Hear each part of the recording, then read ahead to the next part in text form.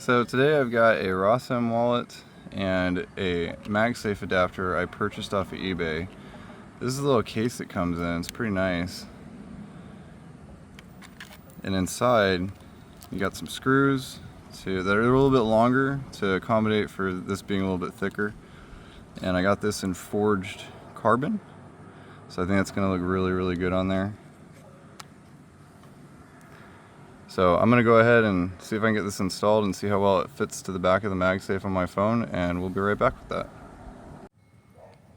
Okay, so here we've got the MagSafe installed. Looks really good. I had to trim down the corners here a little bit. I'm not super worried about anything happening to it, but I had to trim down each corner just a little bit because it was a little over printed for the screws to actually sit in there.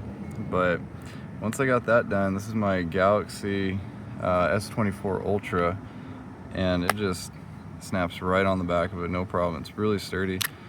It takes a lot of force to move it. I'm trying to do this all one-handed, but so far it's rock solid. It's great.